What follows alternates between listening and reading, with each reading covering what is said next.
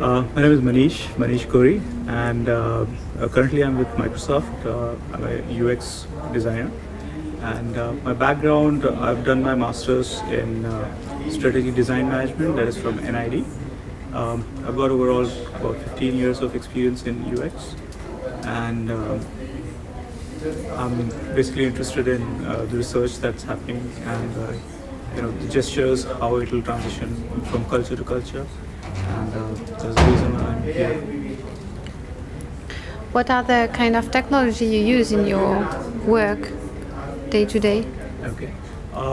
So we're kind of trying to be towards agnostic technologies. So our solutions are basically more of a overview for the technology to fall in place and kind of, you know, uh, make technology useful for human beings. So when I'm suggesting a solution, I'd suggest something that involves AI, machine learning. That's also kind of screen or no screen. So it's the gamut, but it's pushing more towards no UI. So I believe at some point, when you have a screen, it'll be irrelevant. You need to be pushing towards speech, AI, ML, that kind of thing. Actually, I had a previous experience with motion, and we use motion sensors for one of the large clients of ours.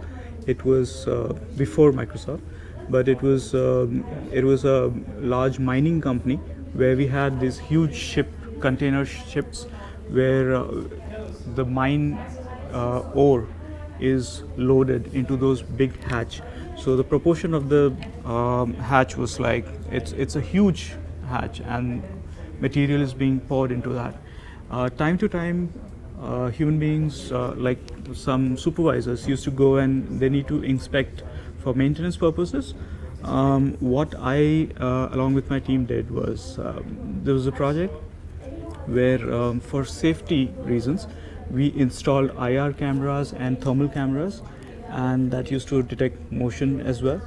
And if somebody is there inside of that hatch, then it won't be loaded. Otherwise, if there is somebody in the hatch and it is loaded, that means it's really hazardous. I mean, somebody could lose life on that. So I was involved in that, and that's where my interest started. That we could do a lot more with motion sensors, and now I'm looking at gestures, how I can use gestures in my work. I haven't done anything yet, to be frank, but yeah, I'd like to do something in that. We've been demonstrating a bit of technology today, the Como project we have with Frederick, and I'd like to get your feedback about it. How do you think you can use it, and what you can do, for example, with that? Sure. So, in fact, it is something really interesting, and I was talking to Frederick about how when people are doing physiotherapy, they don't follow up, they don't follow the regimen, and they need when they start off good, but then after a point they lose the interest or the motivation to do that. If we can combine this with feedback, maybe feedback in terms of encouraging, motivating words, or even music, for example. Maybe we can have more participation and better follow-up, because that physiotherapy is long and slow process, but it needs to be done for complete recovery. So that was one immediate application that I could see, and we are working on a couple of interesting projects, but I want to do something more fun. I want to do something that is like more entertaining, more fun, kind of. Right now, we are talking about too serious stuff. It's too serious. We want to do something fun. I have a question for you. What do you think can be the difference between this new use of technology and, for example, yoga? When you're talking about physiotherapy, here in India, you have very good physiotherapy tradition called yoga. I mean, what's the difference with technology, and is technology a real use, a real need? Where I see the difference is basically if yoga has a set,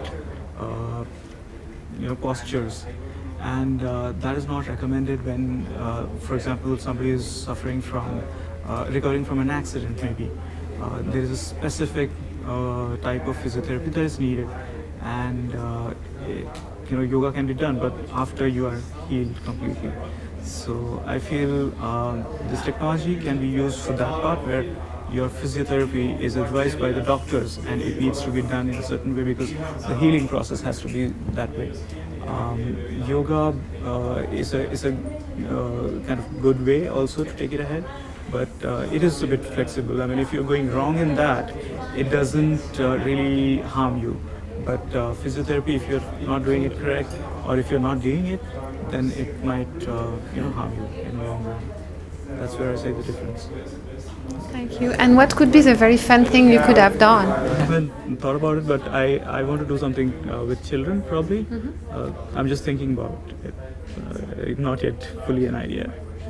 Okay, thank you very much. Is there anything you want to add? I want to add that this has been a really fun session, and the fact that it is, it involves us into this session.